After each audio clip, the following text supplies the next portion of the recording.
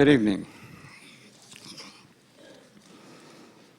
This is a very special occasion for the Walter H. Capps Center. Tonight we inaugurate a newly endowed lectureship in the name of Marty. An anonymous family here in Santa Barbara has made a very generous gift to the Capps Center, which makes it possible for us to have an annual Marty lecture on American religion here in the Capps Center. So I'm just really delighted and want to express my appreciation to the donors for making this possible, this extraordinary gift, and you can look forward to other distinguished speakers in the years ahead. The Capps Center exists as a venue of conversation, dialogue, discussion on important issues of our time. We're nonpartisan, we're non-sectarian. The only thing we really stand for, I suppose, is civil conversation. And that's a very important thing in our time, given that we all live in such a hyped reality as a result of all of our news channels. The Capps Center seeks to become one place where we can discuss openly and in a civil way, following the example of Walter Capps, discuss the important topics of our time. Tonight, we're indeed privileged to have the person for whom this endowed lectureship is named to be the inaugural speaker, and that is Marty. Marty is the Fairfax M. Cone Distinguished Professor Emeritus at the University of Chicago. Wish it were the University of California. He is widely regarded as the most prominent interpreter of American religious and spiritual trends in our day. He's the author of more than 50 books. And I think, and this is just a guess, because this man writes so prolifically, he's the author of about 1,000 chapters, articles, commentaries that have been published. It's an incredible number. Take 100 or two either side of that figure. It's a big figure. He's written books that have received incredible awards. He's a columnist for the Christian Century. He writes a newsletter. He is also a contributor to Sightings, which is a website editorial published by the Marty Center at the University of Chicago. A Lutheran pastor ordained in 1952. He's been president of the American Academy of Religion, the American Society of Church History, and the American Catholic Historical Association. He has also served on 2 United States presidential commissions and was director of both the Fundamentalism Project of the American Academy of Arts and Sciences and the Public Religion Project at the University of Chicago. He's a recipient of numerous honors, including the National Humanities Medal, the National Book Award, the Medal of the American Academy of Arts and Sciences, the University of Chicago Alumni Medal, the Distinguished Service Medal of the Association of Theological Schools, and the Order of Lincoln Medallion, Illinois' top honor.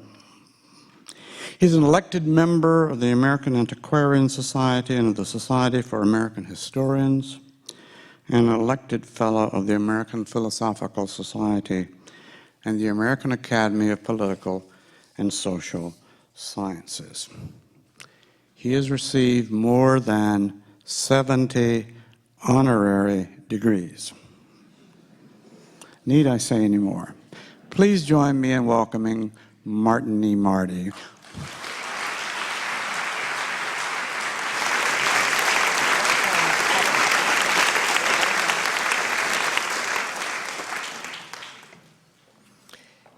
Dear friends, thanks Director Wade Clark Roof. Old friends, Santa Barbara represents old friendships to us. Walter Capps, a friendship that went back many, many years, and admiration that has outlived him. And Lois Capps, Honorable Lois Capps. When we're thinking Santa Barbara, we think of friends like John and Lillian Lovelace, our host tonight. And it could go on, including members of this faculty that I had as students. I won't tell on them. The topic is mapping American spiritualities. Revising the Map of American Religion was the title of an article I wrote for Daedalus of the American Academy of Arts and Sciences, an issue that was published and edited by none other than Wade Clark Roof. So when I'm invited now to talk about a lectureship on religion and spirituality, I thought I've already talked about religion, so I'm done with that. Now I'll talk about spirituality. That's it for tonight. Everything changes with focus when that comes about. And I'm always conscious when you come together with an audience, you bring a world, I bring a world, and for 50 minutes our worlds meet. And the question always on my mind is, why should you care about this subject, as I hope you will? To locate it, for example. Last week, we certainly saw the power of a faith that represents 1/4 of America, Roman Catholic, in the Pope's funeral. We are regularly dealing with Islam, Judaism, Protestantism, evangelicalism in politics. We're very much at home with that landscape, but over the last 30 to 50 years, another force as strong almost as any of them has emerged, and we haven't quite the handles on it. And this lectureship, as well as numbers of you and I, are working on that topic. It affects these institutions, it affects the character of American life, our global ties, and perhaps the personal life of many of you. Spirituality is a recently retrieved topic. It hasn't been around all the time. In 1966, in a summer convention that issued in an issue of Daedalus in winter of '67, we were brought together at the American Academy, 15, remember what year this was, 15 young men, Protestant, Catholic, Jew, following the model. These were the days right after the Vatican Council. There were talks on Time magazine cover of the death of God. These were the years of the civil rights movement and welfare reform and the movement of civil rights. And all of us were very much involved with what religion would do in that public sphere. They invited 3 secular people in there with all of us religious people. Sociologist David Reisman, historian Harry Murray, and the psychologist Harry Murray, and historian Frank Manuel. And on Sunday afternoon they said, it was really interesting, we had all these 15 people there talking for 3 days, and not one of them spent 1 second talking about what most people think religion's about. We didn't hear the word prayer, piety, devotion, spirituality. And so I was assigned the task of writing on the search for a spiritual style in secular America. Today you'd write shelves full of books on this topic, but it was pretty thin then. The most noted theologian of the day, Paul Tillich, had just finished the 3rd volume of his systematic theology. It's called Life in the Spirit, which ought to have keyed talk about spirituality. Paul Tillich is somebody who told all of us, never throw a religious symbol away, it'll always come back. The Catholic Church, for example, had redefined itself as the servant church or the pilgrim church, these ancient lines. But one word could never come back, said this greatest of our theologians, spirituality. It's too far gone. It's a debased coin. Nobody talks about it. Nobody thinks about it. I found a few signs. Pope John XXIII had written Diary of a Soul. Teilhard de Chardin was working on evolutionary spirituality. Thomas Merton, the monk, was writing. Dorothy Day, in her column, was doing this. But it didn't show up. If you want proof, go to the library and look at a book you haven't looked at since you had to write high school term papers, The Reader's Guide to Periodical Literature. And look for the word spirituality up till 1960s. Just about gone, unless it had adjectives, and I'll come back to them. So, change came in the 1970s, shortly after this. And I've listed a few of the occasions for these changes. First, a sense of limit to a lot of religious expressions of the day. I've just illustrated that. We talked about everything except what most people always thought religion had been about. Secondly, we were entering a new world. Change in immigration laws were bringing fresh people from Africa and Asia. We have new constituencies. They brought their own religions and spiritualities. And we were seeing a great accent on non-institutional and individualistic expressions. This led, third, to a critique of religion. Much of the spirituality movement that was started then has been anti-religion. I can never talk on this subject without recalling the mantra you hear all the time. I am not a member of the organized church. I do not like institutional religion. I'm not even religious, but I'm very spiritual. And I always picture a kind of an aerosol spray can by that stage instead of something to stumble over. But there's a lot to criticize. The institutionalization, the self-centeredness, the scandal, often the boredom, the exhaustion. There are a lot of things of this sort. And another thing that happened, there was a void in the market. Supply-siders would say. The Catholic publishers had stopped having a spirituality section. They had sold these only to priests and nuns, and the number of them was declining, and a different market was there. And all of a sudden, secular publishers came in and started doing this, and everybody whipped back in action. Paulist Press, for example, with my colleague Bernard McGinn editing, has 150 volumes now on spirituality, Native American spirituality. The very famous mystics and so on are all there. So there's a market orientation to it. Cultural change, tremendous cultural change. Things that had been anchored were no longer anchored. And I think the decline of the mid-century ideologies. Communism on an international scale hadn't fallen until late 1980s, but it was exhausted. Secularism had been there. And a new assessment of what the human being is, the human drama, the human ethos. So let me point to a few of the evidences of the changes that came along the way. For one, a recovery of classic Western, Christian, Jewish, Eastern Orthodox spiritualities. Illustration, somewhere in the 1970s, I have a friend, actually a seminary roommate, who's a pastor of a large church in the Chicago suburbs. And in the 60s, every kind of group would meet there. Their ethos was, Jesus says, if you have a roof, you have to share it, so they'd share it. But then the press releases that came out would always be how to end the capitalist system and how to bring down everything else. So the trustees of the church said, at least you have to ask everybody what they want to use the church for. It would help a little bit. And he said one day two guys came out, long-haired, almost late in the game to be that way, irrelevant looking, beaded and all. And I said to them, when they asked, can we use the church for this afternoon? What do you want to use? Well, we're going to thumb out to Berkeley later today, and we'd like to meditate 3 hours first.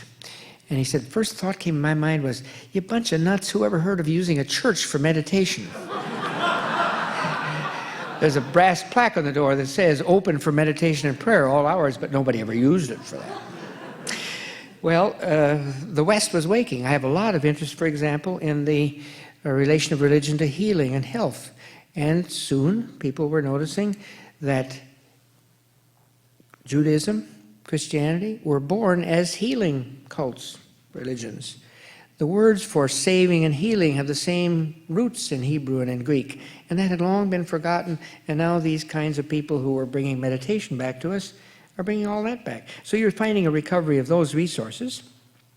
You experiment with spiritualities not associated with the West, Hindu, Buddhist, etc.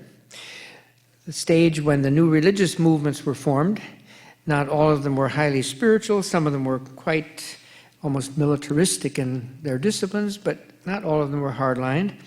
And then highly individualistic devising. And I think the turning point came in the 1970s. Go back to that Reader's Guide to Periodical Literature. Look it up. I was floundering around in '67 looking for it and not finding much. In the 1970s, there was an article in Free Inquiry, a humanist magazine, that said spirituality is far too nice a word to let the religious people hold it captive.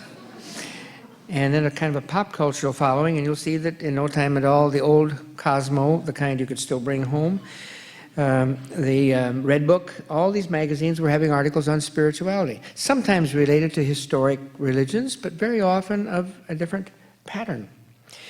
And it became a kind of a challenge to religion, which came to be negatively described. A lot of people, I think, would think that this lectureship ought to be called American Religion versus Spirituality instead of American Religion and Spirituality.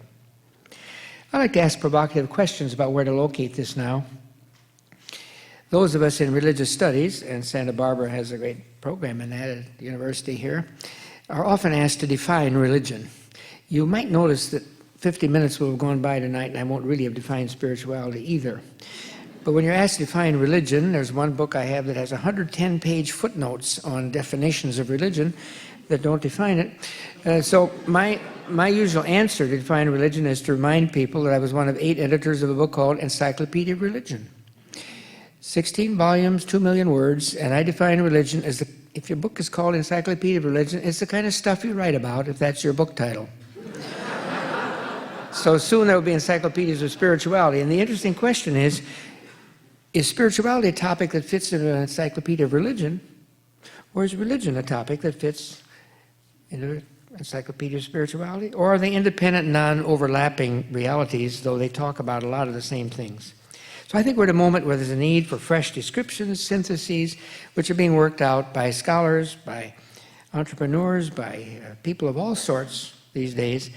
And my little interest tonight is what I call mapping. I had mapped religion in that article for Wade Roof, and do a little bit of mapping now of spirituality. And I have a souvenir program for you to take home in case you want to check the map.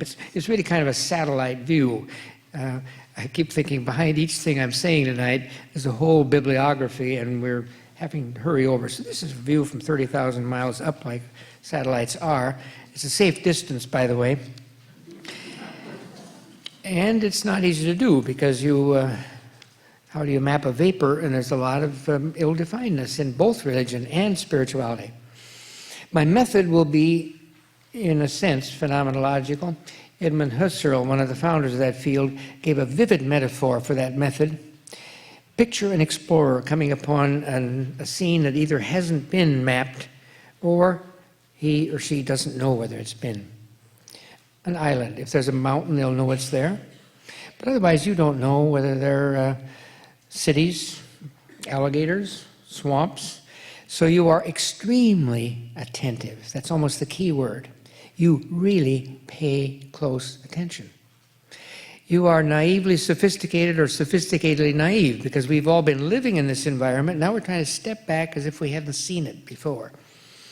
I once assisted a minister who said, Marty, write down everything you see the first 6 weeks because you'll never see anything after that. And we've seen so much of this so long that it's hard to imagine our way back. We're going to try to do it. And the mode is following one that we used in that 6-year fundamentalism project from Spinoza's Tractatus Theologico Politicus. When I've set out to try to understand human action, I have made a sedulous effort, sedulo coravi, not to laugh, not to cry, not to denounce, but to understand. There are many things in spirituality, like religion, that one laughs at.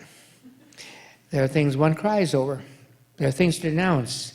But if you want to understand it, you step back from that and try to be attentive to what's there. So I have 5 sort of dualities here. They're not boxes to put things in so much as dimensions. They're not cages so much as open fields.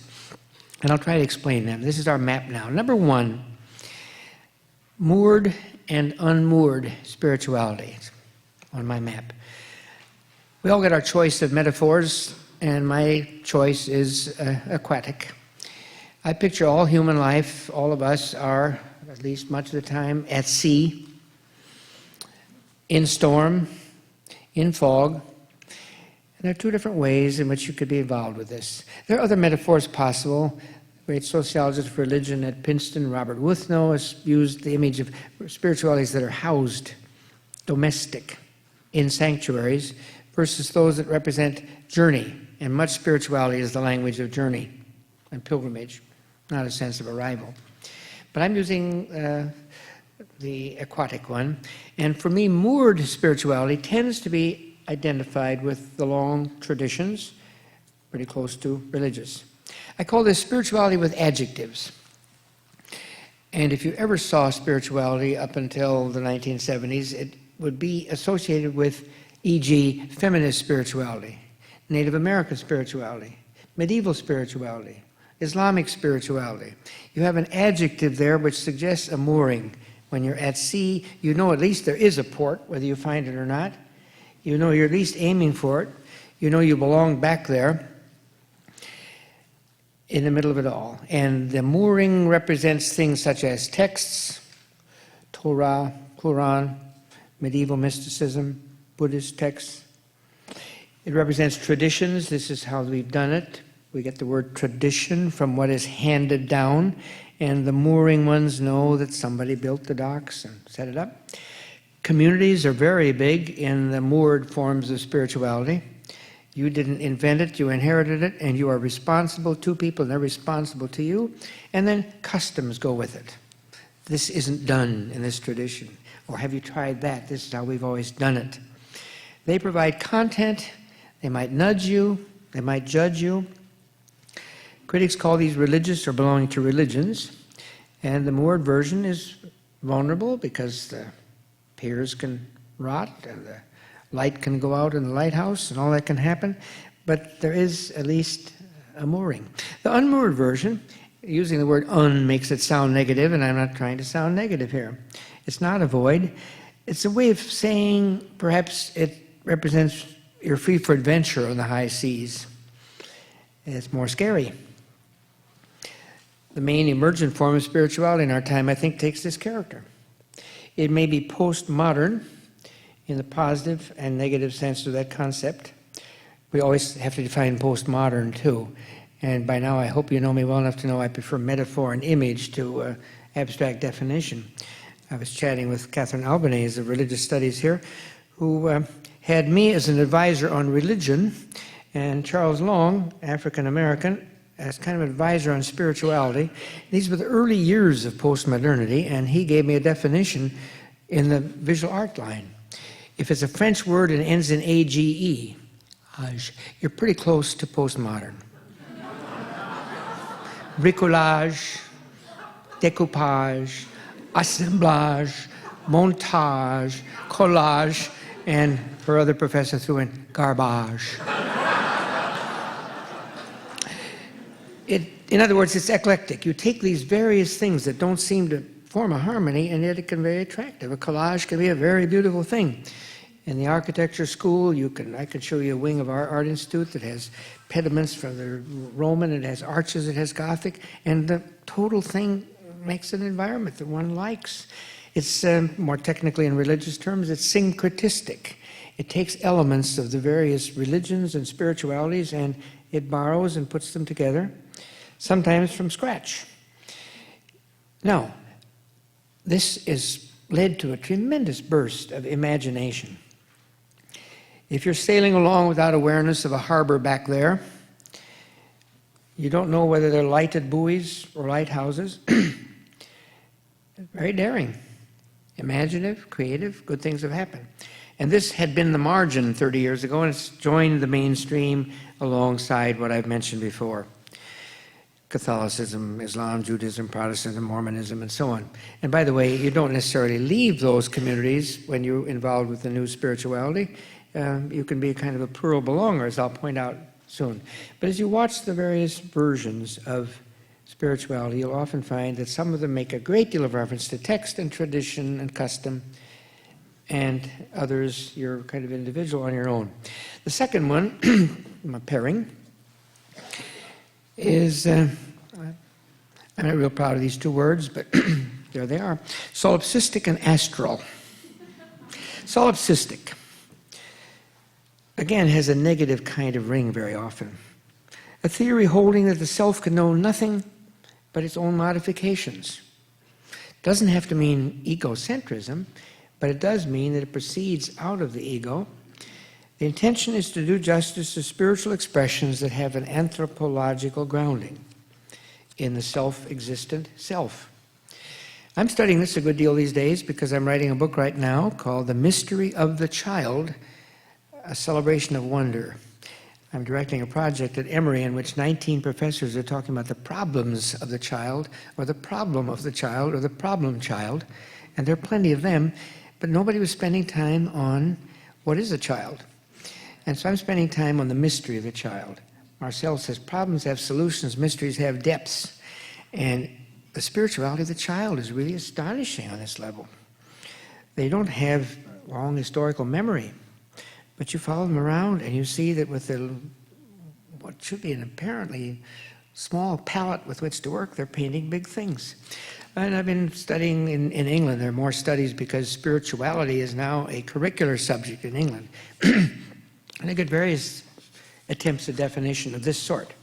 Spirituality, says one Anthony Wright, is the developing relationship of the individual within community and tradition to that which is or is perceived to be of ultimate concern, ultimate value, and ultimate truth.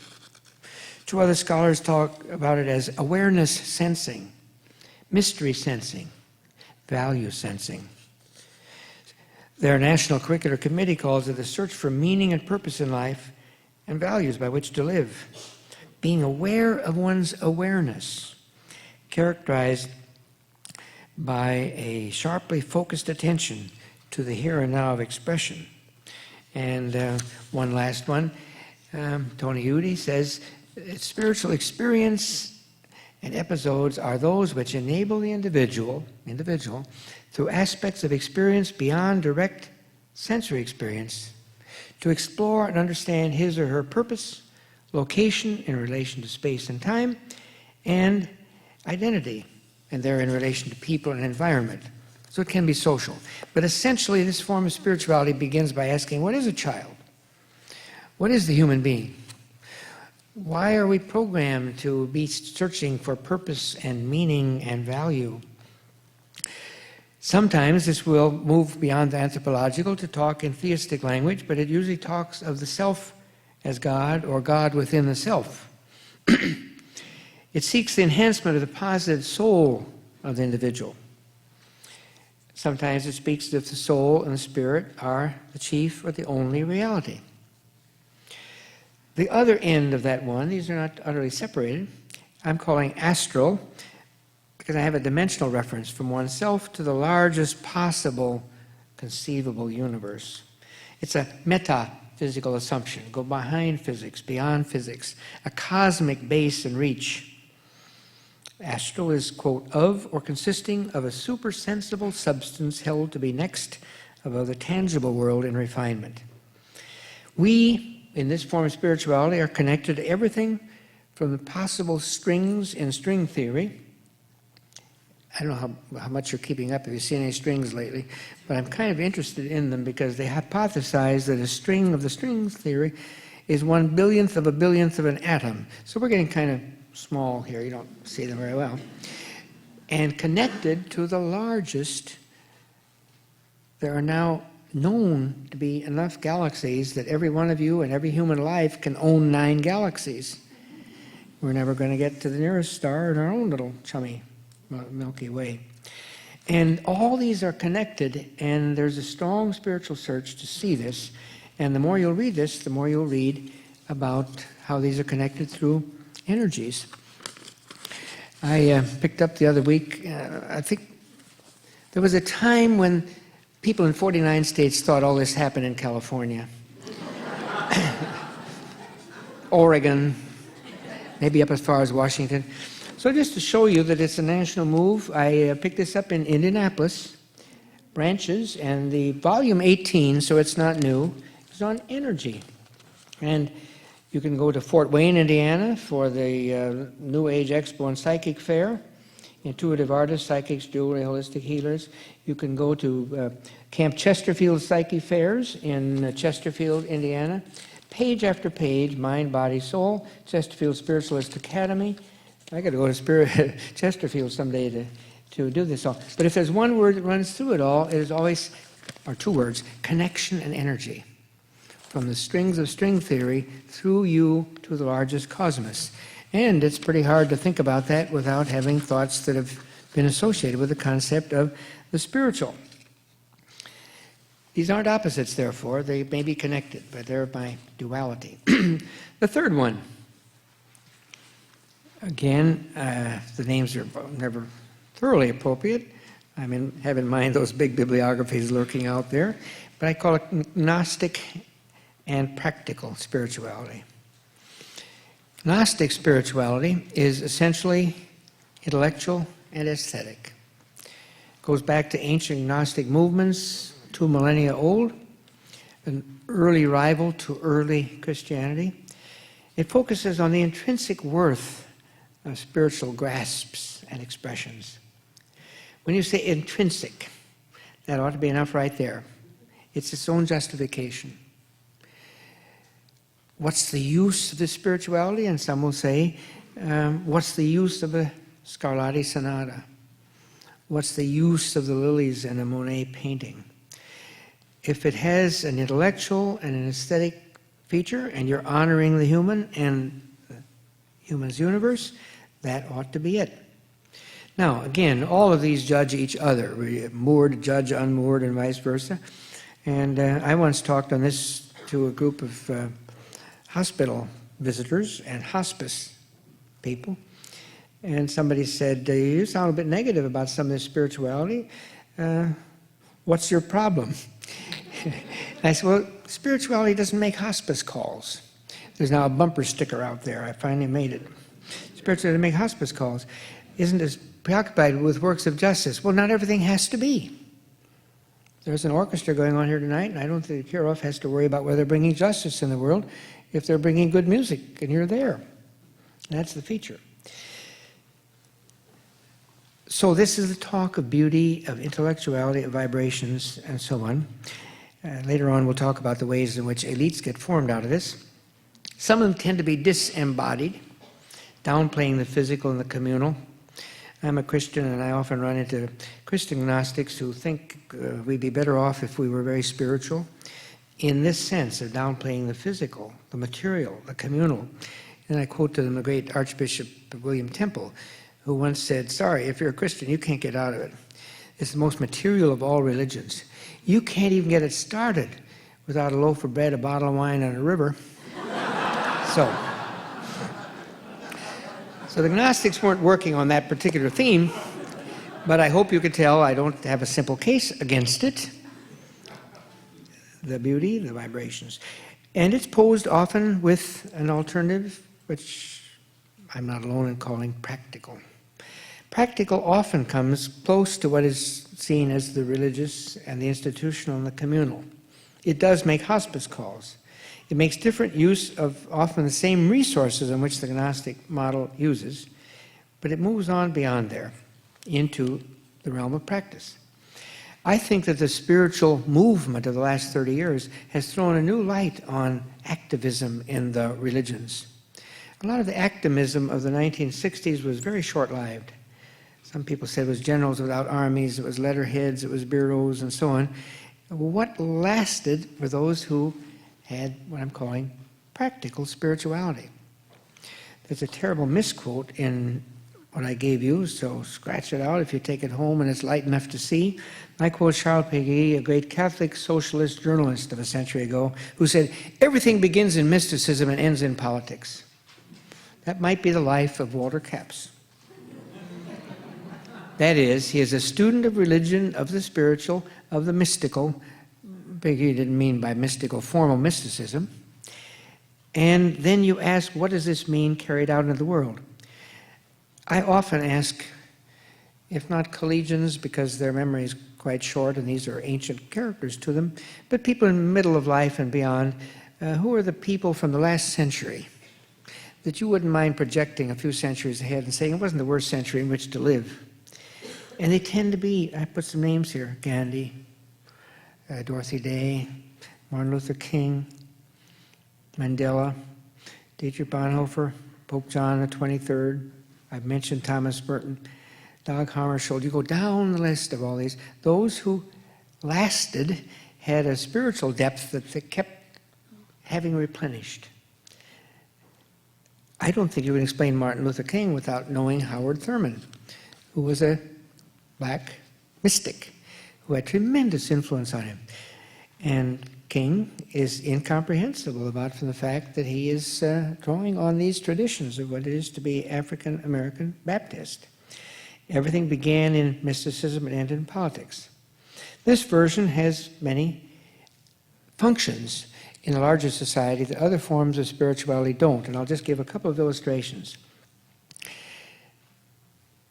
Every study you'll find, including in today's USA Today, which is the standard airport reading for my wife and me today, big page article on the latest studies from Harold Koenig at Duke and elsewhere on how people in the spiritual and religious line tend to live longer. It's extremely controversial, and there are many kinds of things you have to study, but in general, they have an outlook on life, and it seems to be projected.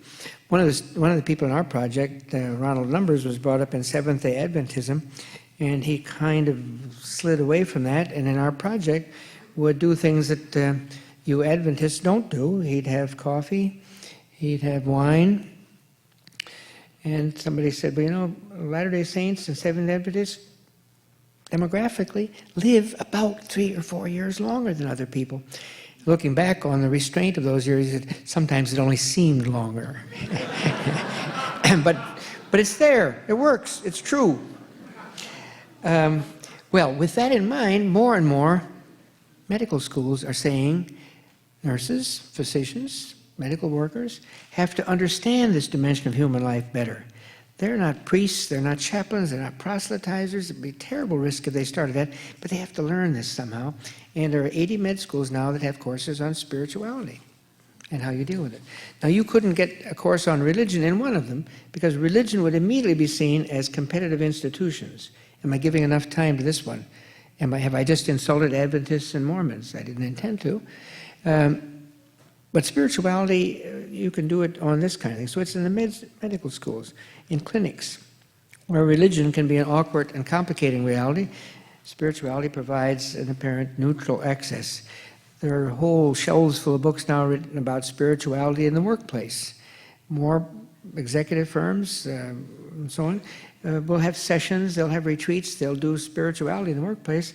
Again, introduce religion in the workplace and immediately gets typed as somebody has a vested interest. But practical. It takes the mystical, the devotional, all these other things, out into the workplace, into the clinic, into the public sector. The fourth of the 5 dualities are humanistic and theistic spiritualities. Humanistic goes back to that article written in the 1970s where somebody said, isn't spirituality too good a word to let the religious people have a monopoly on it? There's a grand tradition of the accent on the spiritual in the humanistic tradition.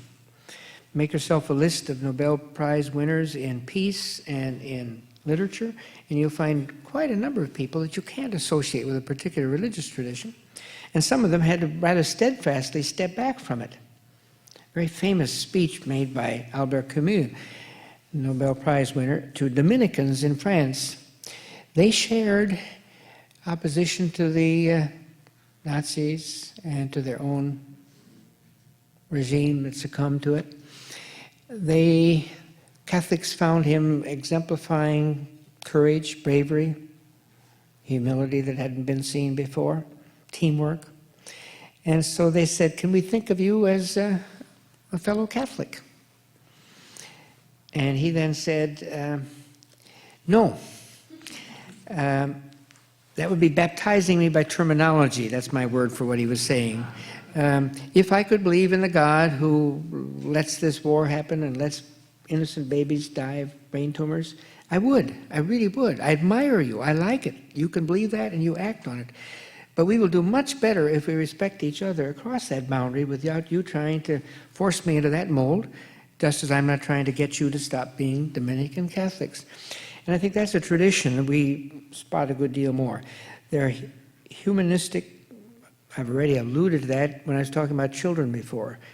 just a search for meaning in life on its own. Houston Smith, one of the great students of spirituality and religion, wrote a book once called Condemned to Meaning, in which he quotes the French thinker Merleau-Ponty, because we are present to a world, we are condemned to meaning. No human gets by without that.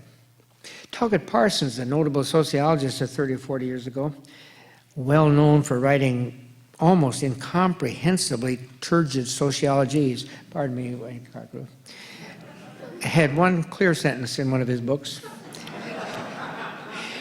and a profound one, in which he said, the human, in culture, cannot sustain living in a world that is entirely chaotic and random. He or she is going to find some fabric of meaning to help endow their joys and their sorrows, their successes and failures with meaning. That's what Houston Smith means. And you don't need God for that, and you don't need to be a Hindu for that. You don't have to be in one of the traditions. It can take its root on philosophical terms, aesthetic terms, or whatever. The development of soul and spirit in the human drama. A colleague at Chicago, Leon Cass, is head of the Presidential Commission on Cloning. He's one of these kinds of thinkers we all say, I often disagree with him, but I always respect him and I really enjoy visiting with him. And I've talked a lot with him about what this means. And in one of his writings on the ascent of soul, he's an Orthodox Jew and an Aristotelian. That's kind of a University of Chicago mix that you see a lot of. And he defines soul. He says the soul is not a ghost in the machine. It's not a pilot on a ship. It's not a thing at all.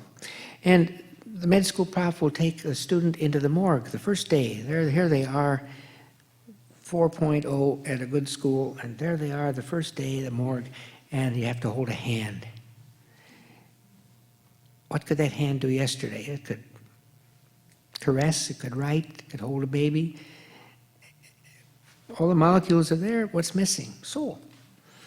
And then, a little harder for the 21-year-olds, they pull back the sheet and they have the genitals. And everyone has to make some story about this, and that is pretty rough on a 21-year-old to say that flow of life and desire is ended.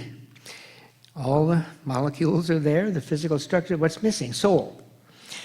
And so he kind of roughly defines soul as the vital, dynamic power of any organic body. As long as it's open to possibility and future and hope.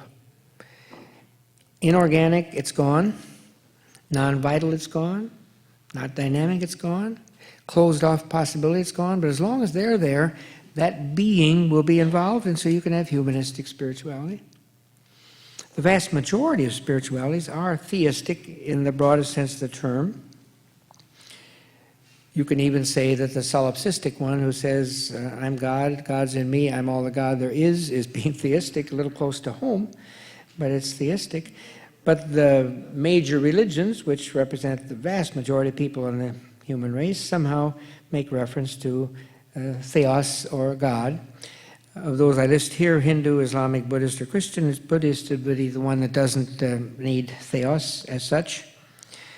I've been involved in numbers of gatherings, like before the Cairo Conference on Population Development and Women's Reproductive Rights, where we were trying to get a common statement of the religions, foreseeing opposition from the Muslim fundamentalists and the Vatican. We didn't win. 7 of the 9 days were taken up by the other side. But we worked so hard. There was a Polish priest representing Roman Catholicism who would always say, well, at least couldn't we say, having said all the religions believe in human dignity, all of them believe, we had a little list of these, couldn't we all say we at least have a common belief in God? Michio Araki from Japan said, no, I'm as religious as all of you, but we don't do it with God, we do it with holy emptiness. Well, couldn't we then use the sacred? That's how you Westerners smuggle God back in. Capital S, sacred. We believe there are sacred shrines, there are sacred people, there are sacred events, but we don't consolidate it that way. Now, was he less spiritual than the others? But vast majority of them, there is theos that is somehow In Martin Buber's terms, God is not expressed but addressed. Thou, I and thou, speaks. That somehow, by whatever name, theos impinges on the human world and demands or welcomes response. That's about 90% of the American people, and even higher in many nations of the world. Finally, exoteric and esoteric. I'm going to slightly switch terms on somebody else's patent here, Fitzgerald. Exoteric spirituality has a public dimension. Before, when I said practical spirituality, it's, from the dictionary, suitable to be imparted to the public. It belongs to the outer or less initiated circle. Paradoxically, it usually starts among people who do have a text, a tradition, who say this is the truth, and it emanates from there into what I call a y'all-come venture. We're not exclusive and different.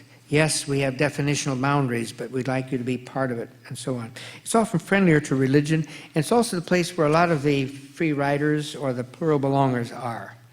You are a Presbyterian and you're into astral projections. You're a Methodist and you're into Rolfing. You can do all this plural belonging. And they don't worry that much about it. Any poll I've ever seen of any religious body finds that there are enforcers of orthodoxy, but the closer you get to people demographically and ethnographically and hear what they're really thinking, we're all heretics. The esoteric versions you'd think would be the opposite, because they don't think they have it solved. They believe that there is simply one general universal principle of meaning and they have a handle on it. But because that search involves a discipline, almost always these esoteric versions demand elites, initiates. They're led by teachers. If they don't have congregations, they have clienteles, they have constituencies. And thus, paradoxically, are more exclusive, even though they have a philosophy of inclusion. What do we make of this map, finally? Please don't think, note that they are what Max Weber calls ideal types. That is, you'll never meet one exactly like any of these. Most of us are walking around with numbers of these emphases, all of the above, or whatever. No exact fits for the phenomena. These are kind of descriptions of zones. I'm interested in zones, by the way. When you drive into town, you see a sign, quiet, hospital zone. There's never a sign again that says you don't have to be quiet any longer. Right? You don't know quite where it starts, but you do know that you're in a zone governed by a hospital. And I think that's how these things are. You can kind of tell when you're on a soil that nurtures one or another of these. You won't find these in the yellow pages of the phone book. In the essay I wrote for Wade Clark Roof a few years ago on mapping, I mentioned that where we start in religion, you start with the yellow pages. There's a section alphabetically between chiropractors, chlorinators, and cigars called churches. And there they are in straight alphabetical order. My colleague David Tracy says, the only time I ever sound like a postmodernist is when I say, just look at the letter U in your yellow pages, where you have Unity, Unification Church, United Methodist Church, Unitarian Church, Universalist Church, United Church of Christ. They have nothing in common but the letter U. Not exactly. But you don't find these in the phone book. You'll find them under the various therapies and so on, but most of them are not denominational in that standard set. There's a lot of overlappage, as I've already mentioned. The line between religion and spirituality, I think, never was as sharp as the polemicists in each category often suggest. One wag, I should identify this wag, she is the Dean of Students at the Divinity School, Winifred Sullivan, who keeps us all hopping all the time. She wrote a 200-page book on why the Supreme Court acts as if it knows what religion defines. So I'll call her a wag. This is being taped, so if you're going to send it to Chicago, I'll make peace. She defines spirituality this way. She said, first you take religion. Everything is religion. Then you take everything out of it that you don't like, and what's left is spirituality. Well, from the other side, you could take, and here's a typographical error, you take spirituality. And then you notice how, given a bit of time, foresight, and luck, certain texts will become standard. Traditions get passed on. Communities get formed. You have institutional concerns, and pretty soon you have religion. Most of the religions were born in what today's terms would have been called spiritual movements. Emil Durkheim, a great student of religion, described birth of religion as an effervescence. It's a bubbling up. You can't quite, by the time you cap it in the second generation, it's become religion. Now, both the renewal of religions in the United States and globally, everything I'm talking about tonight is becoming more global, and the retrieval of spiritualities tended to be surprises. There was a book called In the Year 2000. In the late 60s, there was a commission on the year 2000. It may be hard for anybody to remember that we used to look forward to 2000. I was on a subcommittee on values with Fred Eichel, and we were the first to disband because we hadn't the faintest idea what values were in '67. How could we project them? But they were projecting the world of 1967. You could look it up. The basic, long-term, multifold trend. And then they listed it. I can't resist saying this because both it gives me credentials because I wasn't at the Pope's funeral, and I have to certify nearness. And because it'll stick in your mind better if I do this, to say that I made a talk, it was at the Vatican. The Pope John XXIII always talked about the Catholic Church as the full truth, and then generously the Orthodox and the Protestants were brothers, sisters in Christ, separated brothers, and then spiritually we're all Semites, and the Quran has Maryam and Moses in, and the prophets, so we're part of it, and even Buddhism and Hinduism has some life, and then beyond them there are the people who do not know God, but who serve God by their character quality. So his poor successor was asked, who are they? And he started a commission called Non Credendi, non-believers, and of course that's the one where communists, Jews, Protestants were consultants, and I was one of them. And the proceedings are all published, and I looked it up to be sure I had it right, in 1978. By the way, somebody also asked me whether I had ever met this Pope, because I think more people met the Pope than there were Catholics in the world, if you just listen to the things. So I have to tell you about my moment. It happened at that event. 6 of us, Peter Berger, Robert Bello, we're going to give speeches. And we have great big cardinal's chair, golden cardinal's chairs. Giovanni Agnelli is in the farthest chair. There we are. And right behind me, on a rickety little folding chair, was Cardinal Karol Wojtyla, future Pope, peeking around my chair. And so I didn't remember him, but I got to know a lot about what he did later. And they're translators, Russian, German, Italian, French, English. And I charged in this sentence saying the projection of these people in the world only 11 years earlier was already falling apart with all the burst of religion and spirituality in the world. The basic long-term mortal trend was to be an increasingly sensate, empirical, this-worldly, secular, humanistic, pragmatic, utilitarian, contractual, Epicurean, and hedonistic culture. And they all came sputtering out. You know, Mr. Marty, you buy the wine tonight. Except the German, who said, I just named all your ich to ish, empirisch, pragmatisch, etc.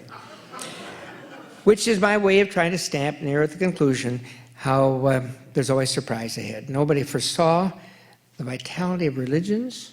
1950, every 7th person in the world was Muslim. Today, every 5th person in the world is Muslim. Vitalities of Christianity in the southern world, particularly. Buddhism and Hinduism in renewal. And then these separate kinds of spirituality that I've diagnosed tonight. And all that can go along the way. Well, a final word then from our sponsors. As an historian, I often get invited to talk at the 100th anniversary of something. And this is the first time I could ever remember being invited at the 0th anniversary of something. So I'm going to watch. I hope to linger enough to see that nice line of future Cap Center lectures on religion and spirituality, and I guarantee whoever they choose, there will be surprises. Thank you.